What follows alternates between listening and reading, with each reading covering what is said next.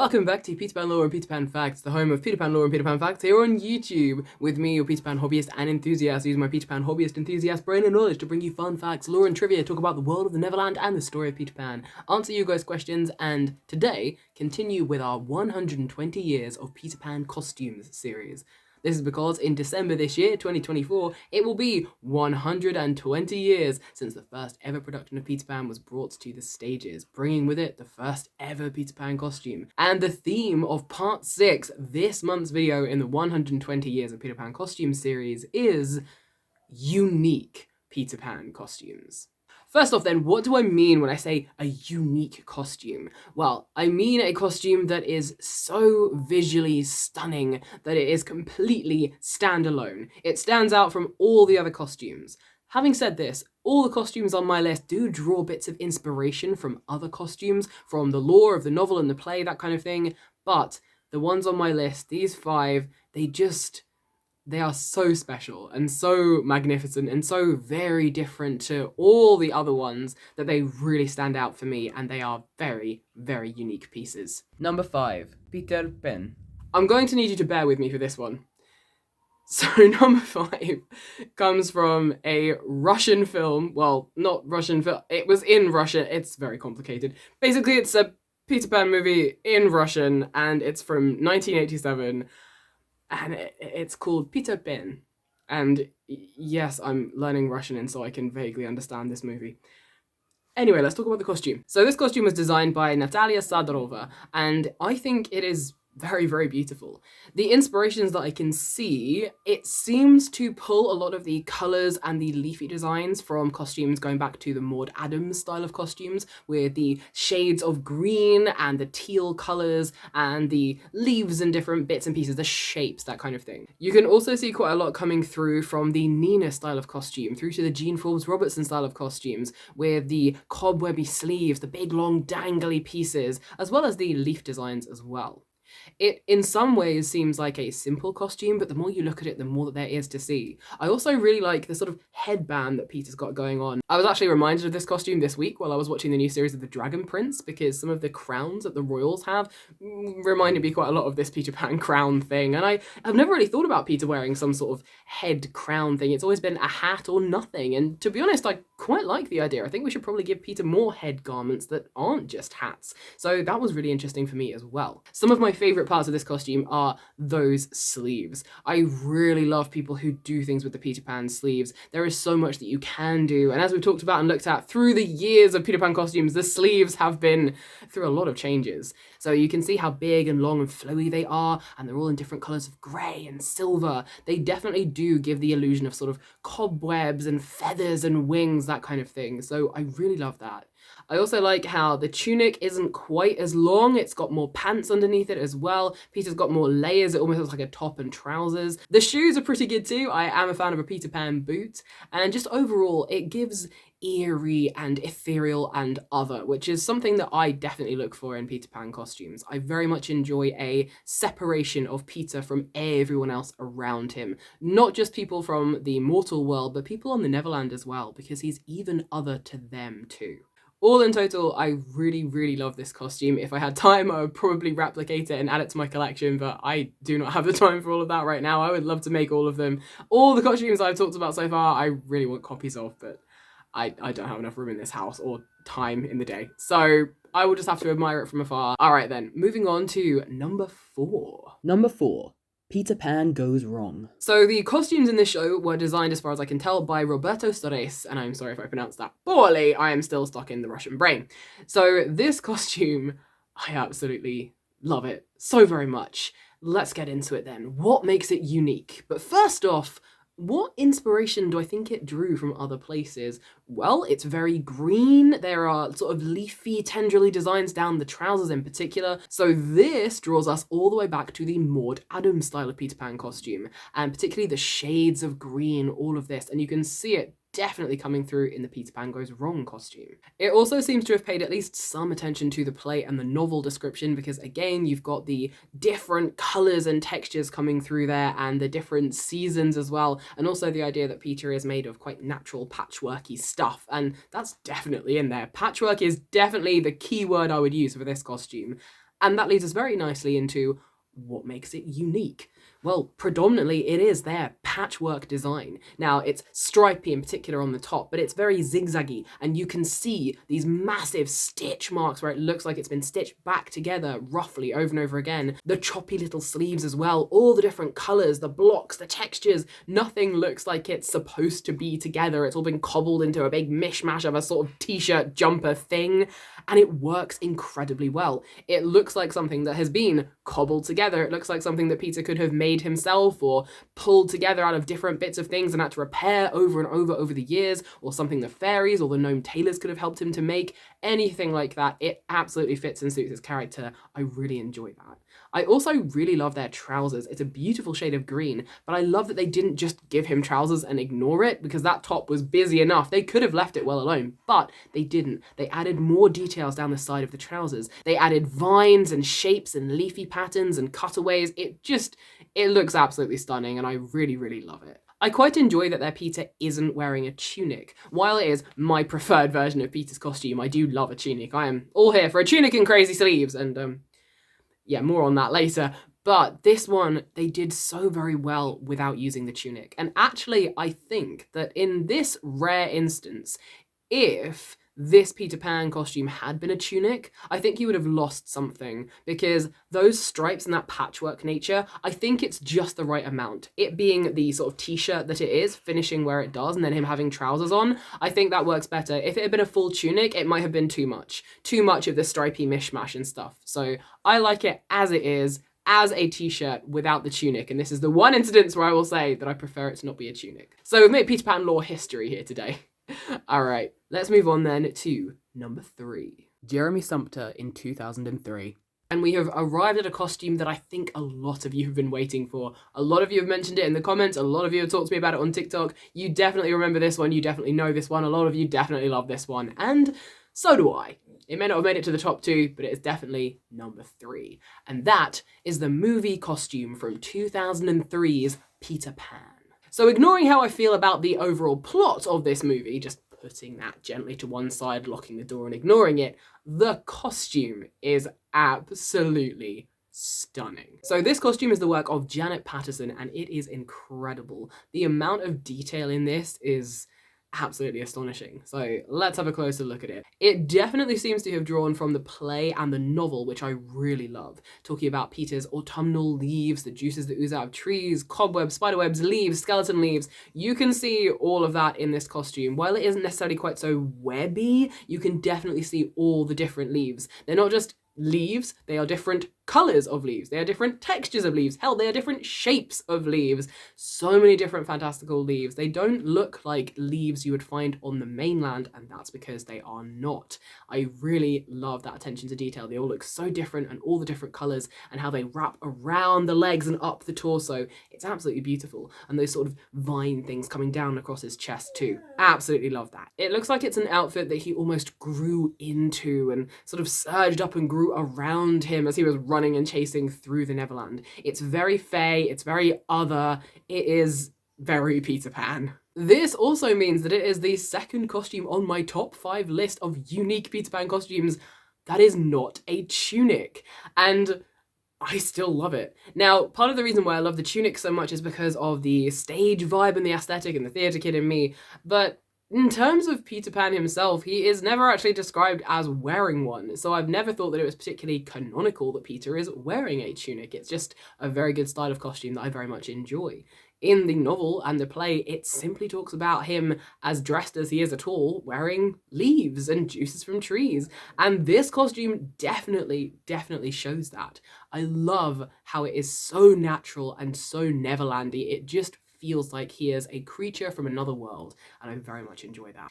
The other bits of inspiration I think they have taken from are the Maud Adams costumes, again with the green and the leafy textures and the colours and things like this, but you can also see some inspiration taken from other costumes, and of course costumes from people like Kathy Rigby over the years as well. This costume was from 2003, there were plenty of Kathy Rigby costumes to look at before then, and you even have costumes going all the way back to Nina and Jean Forbes Robertson. While they were in red and autumnal colours, you still had the leaves cascading over the shoulders in different styles and textures and colours, and you also of course had those big sleeves as well. And while this costume does not have the big sleeves, they seem to have taken those sort of long dangly elements and implemented them elsewhere, going round Peter's chest and across his legs and things like this. So the 2003 Jeremy Sumpter Peter Pan costume definitely deserves its place in the top 5 unique Peter Pan costumes of all time. I absolutely love it. My feelings on the movie put to one side, it is just a couple of bits of the plot and character decisions that I don't like. Visually it's stunning, and this costume piece is no exception. Absolutely beautiful. Alright then, let's do it. Let's get into the top 2. My picks for the top 2 most unique Peter Pan costumes. Number 2, Shrek the Musical. Before anyone says anything, Shrek the Musical is fantastic. I will accept no critique on this whatsoever. Shrek the Musical is amazing. If you haven't seen it yet, you need to. It's fantastic. Get the DVD. It is totally worth it. Or you can find it on YouTube. You totally can't. It's totally available on YouTube. You can find it and watch it. The songs are fantastic. It will make you feel things. You will laugh. You will cry. Everyone's amazing. It's fantastic. I love it. Absolutely. Mwah. But now let's talk about the Peter Pan costume. And by the way, the costumes from Shrek the Musical won Tim Hatley a Tony Award. So this is number 2 with very good reason. Now, you can of course be forgiven for forgetting that Peter Pan is in Shrek the Musical. It is a very bit part. He has a couple of lines in a few of the songs, there's a couple of jokes that he's involved in, but predominantly he is a member of the fantastic ensemble, singing and dancing, and one of the fairy tale creatures. Blink and you miss it almost. If you weren't paying enough attention, you probably wouldn't know much about this costume. However, as a Peter Pan lore hobbyist and enthusiast, and a lover of this character, and particularly as a theatre kid who loves costumes, I honed in on this costume the first time I watched this on DVD, and oh my goodness me, I love it so very much. One day when I have time, I would love to replicate this costume. Specifically, I'm talking about the one from the DVD, the filmed performance, and the one that was going on tour around the UK. I definitely saw that one being absolutely beautiful. Very, very similar. It was a little bit different though. So I'm specifically talking about the one from the DVD. There have been other versions, but this one's the best one. Let's get into why. This costume has a few similarities to the Maud Adams style of Peter Pan costume. The greener, leafier Peter Pan costumes with leaves, different shades of green, that kind of thing. It also bears some resemblances to Kathy Rigby's Peter Pan, again because of how many leaves it had, and because of the cascading leaves as well, it goes all the way back to the first Peter Pan costumes as worn by Nina and Jean Forbes Robertson. While they were autumnal in colour, they did still have the leaves cascading over the back, down the shoulders, that kind of thing. This costume takes all of that and just amplifies it and covers it in glitter and so many things that the theatre kid in me just absolutely loves. So let's get into the uniqueness of this costume then. What is it that makes the Shrek the Musical Peter Pan costume so special and so unique? Well, first off, let's look at that friggin' awesome hat. What a way to take the traditional Peter Pan pointy cap with a feather in it, chuck it out the window and say, we can one-up this. It looks like an acorn, a giant acorn on his head. I love it. The textures, the shape, it's fantastic. I absolutely love it. While we're on the subject of headwear, the decision to give Peter Pan bright blue sparkly hair will forever live in my mind rent-free. It was, chef's kiss, amazing, fantastic idea. And I say this particularly as someone who used to have bright blue hair, and I would cosplay Peter Pan, and I used to go out and I would do charity conventions, and I would do meet and greets, and I would do stuff with kiddos, and I was Peter Pan with blue hair. They loved it. I love it. I'm obsessed. More Peter Pans need blue hair. Bring back the blue-haired Peter, please. He also has pointy ears, which I absolutely love in a Peter Pan. It's not essential because he's never described as having them, but he's also not described as not having them. And my personal preference whenever I imagine him is that they might not be long and pointy like full elfish ears, but I think they do have a little bit of a point to them just to distinguish him again and make him very fey and other. He's no longer human, so his ears are just a little bit pointy like that. The entire thing is absolutely basted in glitter. The whole thing, it is so sparkly. It looks like it stepped out of the movie Labyrinth. It looks like it came out of the movie Burlesque. It is just covered top to toe in glitter. I absolutely love it. I was watching some of the reels from people who were in the show playing Peter Pan on Instagram, and they are just covered in glitter. Not quite as glittery as Kathy Rigby, but I mean, nobody really could be, or as glittery as me, I suppose. But the glitter is there, and I'm absolutely here for it. Absolutely love it. The tunic as well. Oh my goodness, the amount of time and effort it must have taken to attach every single one of those leaves in all the different colors, all the different shades, all the different shapes. My goodness me. He bounds onto the stage, and this is a very athletic character. The person who plays Peter in this show is usually a very good dancer. He is pirouetting and prancing around, and all the leaves, they flap and they fly and they twizzle around. It is absolutely joyful to watch. This costume was very well designed for someone who can move like that. It would not be out of place on an actor like Kathy Rigby. It would suit absolutely perfectly, that flipping through the air and that parading around that he does. Absolutely fantastic decision there, and the colours, they pop so much. Moving on down to the rest of the costume, I love the leggings they have given to this Peter. The different ombre colours, the brightness, the boldness, the shapes, the patterns on these leggings. Again, they already had so much going on with this Peter. He has bright blue sparkly hair. He has an acorn hat. He has so many leaves of so many different colours sticking all over him. They could have just given him plain leggings. He could have just had green. He could have just had yellow. Hell, it could have been skin coloured. Anything. They could have just given him blue leggings. Anything at all. But what did they do? Nope. They went even harder. They gave him ombre leggings with patterns on them. And, oh man, it's just so very cool, so very beautiful, and I am talking myself into wanting to make this costume even more. Oh no, I really want to make this costume, guys. And to finish it all off, of course, we have the Peter Pan boot. And as we know by now, I love a good Peter Pan boot. These boots are cool, they are pointed, they have sort of leafy shapes to them. They really just top off, well, foot off the outfit. I love it so very much. It is such a unique take on the costume, not just from the bits and pieces that they've done, but how they put it all together. That acorn hat, the different colors and shapes and textures, the leggings themselves, the boots, everything all together. I absolutely love this costume. I'm gonna have to make it one day when I've got time. Let me know in the comments down below. Do you want me to make it or not? Oh, man. All right, let's move on. What is number one? Number one, Anita Harris. I've actually been giving you a tiny hint about what is number one all the way through this video so far, and it's to do with the costume that I am currently wearing. So I made this one in the last couple of weeks when I had some spare moments, which was not many spare moments, so it's not completely finished just yet, but the top half is pretty much done, and it is inspired and based on my top number one unique costume. So I did not know this costume existed for a very long time. I stumbled across it in this fantastic book that I use for a lot of my costume notes and things. And I found this beautiful picture of Anita Harris wearing it. And it was in black and white. I couldn't tell what colors it was. I could only guess. But I looked at all the detailing and the beads and the leaves and the sleeves, and I just absolutely fell head over heels in love with it, and I had to put it on my cosplay wish list. The slightly vexing thing was that I could not find many pictures of this costume. A lot of them were very old, very blurry, many in black and white and shades of grey, and I had to go really digging on the internet to find any clearer pictures. But finally, I found some. I found some in an old picture of the program from when Anita played Peter Pan, and you could see how the tunic fitted together, you could see more of the sleeves and the detailing, pieces like that. And then one of my friends found something on eBay and they sent it to me. This is what my friend found. It is a picture of Anita Harris wearing the costume backstage, ready to go on for the show. And this picture helped me out so very much with making this costume, and also with, well, solidifying that it is going on the top of my unique Peter Pan costumes I absolutely love list. Let's start by talking about what it has in common with other costumes first, and then we'll move on to what makes it unique and special.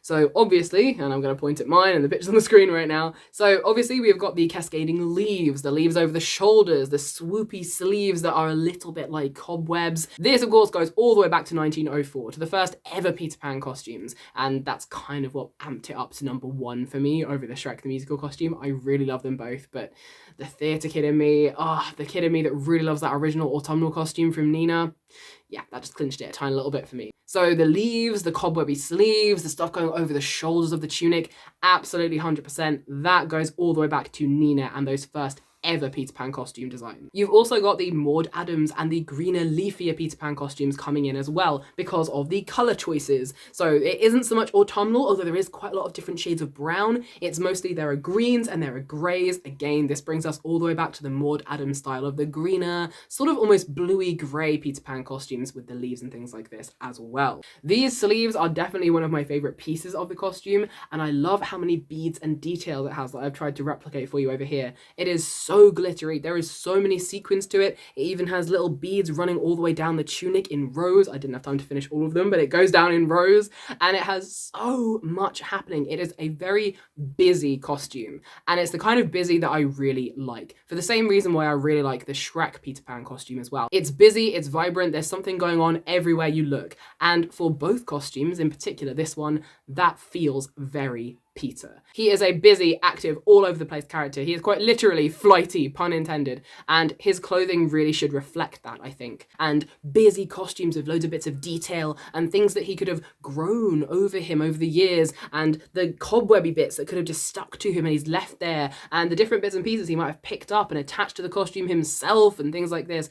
I love that as an idea. The idea that Peter isn't just wearing a tunic and leggings, he is wearing something that has nature and fayness and otherness to it, and it's busy, and he adds to it all the time as well. I love this as an idea. And it's that busyness that really makes this costume stand out and feel unique to me. While the colours aren't particularly different, we've had it in Maud Adams style costumes over the years, and while the cut of the tunic and the fit is no different to many of the other Peter Pan costumes, but it's those extra details that push it over the edge and elevate it from being just a tunic. I mean, the bare bones of this is very similar to the Mary Martin costume, but Mary Martin's costume is not on this list at all and definitely wouldn't make the top 10. And that's because it was a plain and simple tunic with a few leaves sewn into it. This one, the Anita Harris costume, it's everything. It is the Neverland. It's other, it's busy, it's fey, it's glittery. It is absolutely magnificent, and I can only imagine how wonderful it will have looked under stage lights. So that brings us to the end of this video then. That was my top 5 of the most unique Peter Pan costumes. We had Peter Pan from the Russian movie, we had the Peter Pan Goes Wrong show, we had the 2003 movie with Jeremy Sumpter playing Peter Pan, we had Shrek the Musical's Peter Pan, and of course we had, topping off the list, Anita Harris's Peter Pan costume. Which of those was your favourite? Let me know in the comments down below. And what is your favourite Peter Pan costume ever? Let me know in the comments down below. And you know what? Actually, what is the most unique costume you've ever seen in a movie or a stage show, anything like that? Doesn't have to be Peter Pan related. We're going to break the boundaries here. What is the most unique costume? Doesn't have to be a good unique costume. It can be anything. What is the most unique costume that you have ever seen? Let me know in the comments down below as well. But what is coming next? Well, I shall hopefully be back next week to bring you another lore video. If there's anything you'd like to know in particular, let me know in the comments down below, and I'll make sure I add that to the list of things to do a video about. Any questions you've got, that kind of thing. Also head over to TikTok and you can chuck your questions in there. I get to answer them more regularly on that page as well. I'll be back at the very end of August, where we'll be bringing you part 7 of the 120 Years of Peter Pan costume series. That video, part 7, is going to be all about adaptations and versions of Peter Pan and their costumes. For example, Hook and the movie Pan. It's either going to be a very long or a very short video, isn't it? In the meantime, let me know if there's anything else you'd like me to talk about in the comments down below. Jump on over to TikTok if you haven't already. Be good to yourselves. Don't forget to hydrate. Thank you for joining in with this channel and the fun and the chaos. Chuck us a like and a follow if you haven't already. And I will see you very, very soon. Goodbye. Be good to yourselves. Goodbye.